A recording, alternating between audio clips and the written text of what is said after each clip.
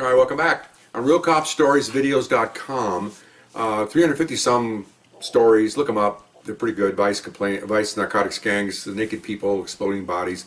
I enjoy them all. Now we're up to 190. In addition to that site, adding on to it, is question and answers. Okay, so if you want to ask me a question, email me at rsbcopstories@gmail.com, and I'll answer your question directly, and we'll put it on tape. Now, this question I couldn't answer directly because it's too vast.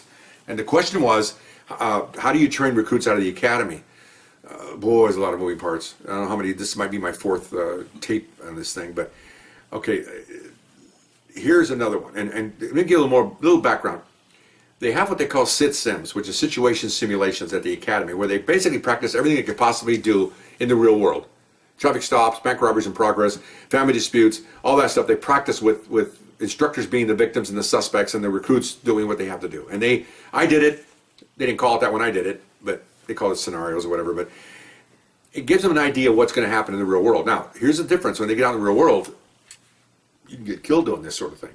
And so the recruiter relies on the trained officer to instruct him on everything he needs to know to stay alive that night. And again, I'll say three priorities: my safety, the recruit's safety, and the public safety. All together, pretty darn close. Of course, I'm number one, of course, But anyway, you have to be that way, because it doesn't do the public any good to spend $1 million to put you through the academy and get you off on probation, and then you get shot and killed. I mean, let's be practical here. What kind of investment is that? It's a horrible investment.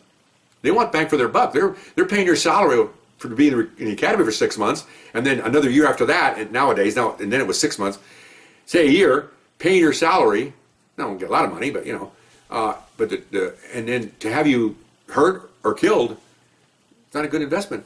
Business-wise, it's horrible. Okay, so you want to give you best bang for your buck, and that means take care of your recruit, take care of yourself, and take care of the public. The public's going to benefit ultimately at the end of this. Okay, so earlier I talked about a family dispute. Here's how to do it. Here's nuts and bolts. Here's another one. About a week later, not even a week. Can you imagine this poor kid? Every night, every day, we're doing stuff, writing tickets, and the ticket. Oh, I only start with the tickets. I think I'll start with a ticket one, because his turn for a ticket. About the third or fourth day here. Okay, again. You think, how hard the ticket be? Well, for a recruit, it's very important. He doesn't know what he's doing. Okay, he's just kind of like, okay, he practiced at the academy. Okay, this is the real deal. They could shoot you here. Okay, so in those days, just like nowadays, we've had people shooting at cops. Okay, so you got to be everywhere in this country. Is poor cops are getting shot at left and right. You got to be careful.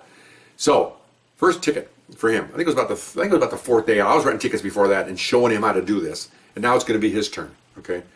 I said, you got the next ticket. Okay, now here's the thing. People seem to think, a little off-road here, that we have to look for tickets, okay? That we're looking to write somebody a ticket. And the liberals will tell you we're looking for just minorities. Let's write a black man, let's write a Mexican, let's write...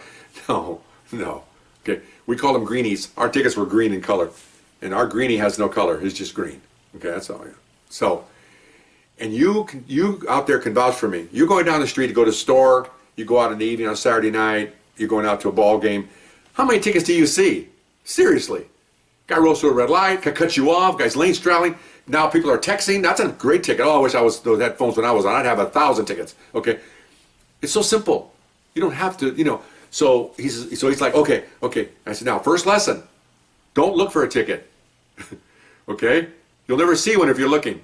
Just relax, do your normal, we call it sweeping. You're sitting in that right seat in the police car, and you're sitting there just looking. Why? You're looking for people walking up on you with a gun. You're at a red light. You're looking for cars next to you. They'll pull up a gun. You're always looking for somebody to shoot at you. Remember, we're a black and white police car with a big target on the sides. Okay. And I always told them they're always going to. One guy even asked me, "What happens if they shoot at us?" I said, "Well, we're hoping that the first shot won't hurt us." Now that first shot, they're going to get the first shot. He looked at me. What? That was another recruit. I'm telling you now because I'm not going to go to that recruit. They're always going to get the first shot. Why? Because we're not expecting anybody to shoot at us.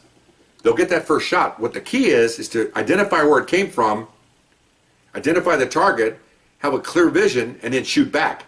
He'll get one, but we'll return 6 or 8 or 10 now with automatic weapons. Okay, so that's the key. So you're sitting there looking around, just looking. You're just looking. Okay, so just look, but don't sit there and go, "What's that car doing? That guy, come on, just relax, take it easy." He's already scared anyway. He's already nervous anyways. I told him you're going to get the next ticket. He's freaking out. He told me, am I going to see anything? Am I going to? Just relax. Just take it easy. Okay, so we're driving down the street, major street. A minute, 2 minutes goes by. We get a green light, 1001, 1002. Okay, well, okay, that's pretty blatant. Okay, I go, there's your ticket right there. What? What are you going to do? So I'm talking to him. He goes, I'm going to run the plate. Run the plate. So I'm driving. I get in a couple of cars behind him. I can't do what I normally would do, which they encourage you to do. As soon as you see the violation, you want to get on the car and light them up. Because otherwise, if you go too far, the public will say, why didn't you tell me back there? You waited 6 blocks. I think you're making this up. That's what they do. Okay. So you want to be on there fast, but I have to slow down because I've got a recruit here. So he runs the plate. Okay. What are we going to do? He says, you tell me. Well, I'll pull him over. Well, I'm going to pull him on the right side. You're going to go up the driver's side. He's telling me. I want him to tell me. Regurgitate what I just taught you the last week or 4 days, whatever. Tell me everything. It feels good to hear that. It's like his sponge got a little bigger from that 4 days we were together. Okay. We'll do this, we'll do that, we'll do that. Okay, great. That's all what I'm going to do as we're pulling him over. I say, well, I'm going to get him out of the car, have him come back to you. Okay. Look for bulges in his pockets. We can't really search him unless we have probable cause. But if you see something that might resemble a weapon, just tell him what you're doing, grab his belt buckle, and just tell him I'm just going to gently make sure you have a gun, and then we'll do that. And if he does anything, gets violent, then we'll have to take care of that. 99% of the time they say, okay, and they're because 99% of the time they're clean, and we tell them we're going to search you just to make sure you don't have a gun, sir. Everything. Oh, I'm okay, officer, I'm okay. And you do that's a pat down. That's okay. Okay, good, we're good. Because remember, a bag of marijuana ain't going to kill you. Okay. A bag of coke or 4 pills, poor Vicodin or something, it's not going to kill you. But a gun is. Okay, so you're all set, I'm set. Okay, sure enough, our radios were very slow in responding those days. So we could actually a minute, 2 minutes, and finally she'd come back and say, no wants in the car. Nowadays, it's almost instantaneous. Now they type it on a screen, it comes back in seconds. But in those days, you had to wait. A lot of serious stuff. I remember stopping a car and getting people out, and all of a sudden they tell me the car is armed and dangerous. I'm over here having a nice conversation with these people. Next thing I know, I got the gun in their face. It's not good. So anyway, pull the car over. I'm watching him the whole time. And again, back to what I said originally. Sergeants are watching me and him. So I put out the broadcast, as I'm getting out of the car and walking up, what's behind us? Our sergeant. He gets out. He's walking up on the sidewalk. He's watching. He's not getting involved. He's literally standing there watching what we're doing. Okay, not like this, obviously, but he's watching. So walk up. Recruit's looking in. I'm looking in. Step out of the car, sir. And I'm just not dramatic, but every time those doors open, I always have my hand on my gun. I always expect somebody to have a gun. If you think that way, you're good to go. Remember, you're facing the car. Here's the cars, and that door cracks open, and he's facing you out of that driver's side. Make sure it's clean. Comes out. You see the hands. Remember, feet can't hurt you. Hands can pull triggers. Step back here, sir. Over here in the curb. Why do I have to go up here? Because if somebody hits us, we'll be crushed to death. I'm going to be blunt with these people. Oh, okay. So we get up on the sidewalk, talk to my partner. How you doing, sir? Driver's registration. Okay, now I'm watching him. Car's empty. And they're having a conversation. I'm listening to this. Well, I don't have my driver's license. Well, I don't know where it is. Okay, fine. So, well, sir, do you have your wallet? Okay, so he takes out his wallet. My partner finds the driver's license in there. Okay, so, now I'm going to write you a ticket. Okay, fine. So we have a ticket book. There's a leather thing that holds the ticket book inside. So he kicks out his brand new leather thing, brand new ticket book, So I'm watching him. And, of course, I'm over by the side talking to the suspect away from my partner's, standing. Well, he is standing, my partner's standing upright, like this. He's got the ticket book here, it's about half this size. He's like this, Perfect. I've had partners, salty partners. They put the ticket book on the hood of the car and they lean over and they're writing a ticket. First of all, it looks unprofessional. Second, he leaned over, his gun's sticking out. Doesn't look good, okay? And you have to actually move between him and your salty partner so the guy doesn't get any ideas. Oh, there's a gun sticking right out. The guy's got his, it's an invitation to something really bad. So he's writing his ticket and, and then I can see the look on his face. He's screwed up, He goes, oh, I lean over, just keep writing. So he finished it, I showed him how to do it a couple times. He looked at all my tickets. He read all the tickets that I wrote. Ran the ticket. Okay. So he comes over to me. I look at him. It's messed up here, right? He goes, yeah, that's okay. We'll fix it later. He said, don't ever let the violator know that you're screwed up. You look professional. Okay. Okay, sir. Well, okay, fine. Okay, now here we go. This is what we learned from the academy, which is good because I didn't have to teach him this. The violator says, what if I don't sign? Okay. Okay. Good. Okay, now I'm thinking, what's he going to do?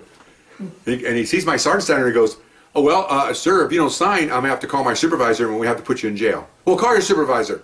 Perfect. Perfect. Okay.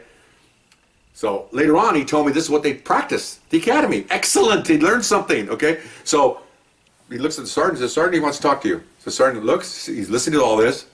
He kind of smiles at me, walks up. Yes, sir. Blah, blah, blah, blah. I didn't do anything wrong. You know, okay, fine. Well, sir, it says, that's fine. But now the supervisor kicks in. But, sir, your option is to go to court and testify if you want to against the officer and against the case here, but not right here. We're not in court right now. I did the same thing. We're not in court right now. He said, it's 8 o'clock at night. He said, if you don't sign the ticket, it's only for you that you're going to appear, not that you're guilty and all that good stuff that you've heard before. So you don't have any option. You either sign or you go to jail, like the officer just told you. He goes, well, I guess I don't have an option, do I? I said, oh, you know how many times I've heard that in my career? He goes, yes, you do have an option. You have to tell them that. You do have an option. You can go to jail. No big deal. Those are the two. You may not like the options. And then, of course, we always say, I said it, and he said it, and I said it before. We don't make these options. It's legislature comes up with these options.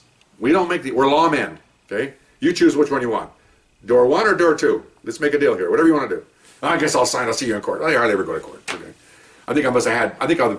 I must have written 500 tickets in 14 years when I was a patrolman. I went to court probably 3 times. Okay, won them all. But I don't care if I win or not. I'm making overtime I'm off. I'm on a day off. I'm gonna give you the overtime anyway. So he handled it perfect. Guy signs it. Making a car. Thank you, sir, very much. You have a nice day. And off he goes. Walk over.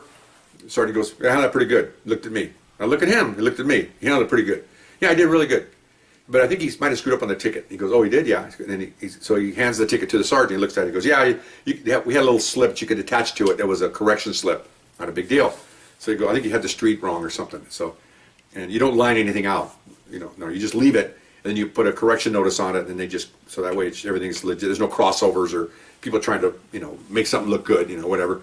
So, and the sergeant, again, expected it. One of my people asked me, do sergeants take into account that it's going to be a lot slower with the recruit? Is it going to be a lot, there's going to be a lot of errors? Yes, because he's learning. He needs to learn this. He needs to how can you learn something if you're doing it perfect every time, and then when you make a mistake, you're going to freak out? If you make mistakes from the get-go, then you learn from the mistakes and correct them, and then you learn how to get a whole much better. But if you're doing really well, say he was 7 months, he didn't make a mistake, and then he makes a mistake, he's going to have a heart attack. Oh my God. Well, because you didn't learn from the beginning that this happens, okay? That's how, that sounds weird, but I've trained a lot of people. It's better to them to screw up initially and get corrected than have it down the road when they think they know a lot more, and they can't realize they made a mistake because they think they're hot stuff.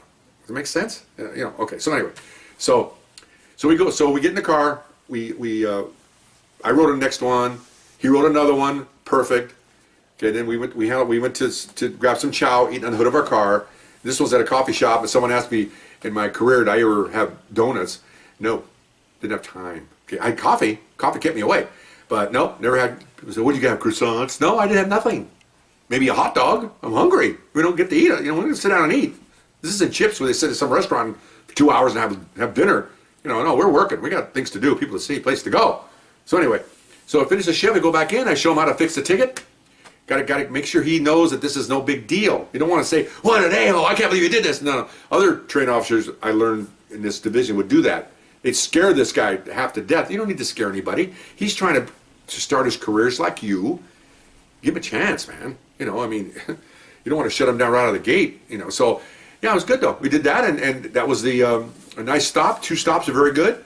I wrote some more tickets after that because I was always writing tickets anyway, but I did it for a lot of reasons, the tickets. I wrote tickets because I wanted to show my supervisor I'm still working. But most important, I wanted to show the recruit how to do these tickets. And if he sees them every day, he does this every day, 2 or 3 tickets a day. Pretty soon it's 6, 7 tickets a day. And he gets better at the traffic stop. He gets better at tactics. He gets better at personal communication or intercommunication with the violator, with the citizens. He gets better every day he does this. It's just amazing how you watch him develop from a quiet guy who's nervous to a guy that's getting better and getting more confident, both with the people and then with the traffic stop. And with that, just one part of what he has to do. Just one part. Many more parts are going to come. I'm out of time here, so I'll see you next time. Okay, bye-bye.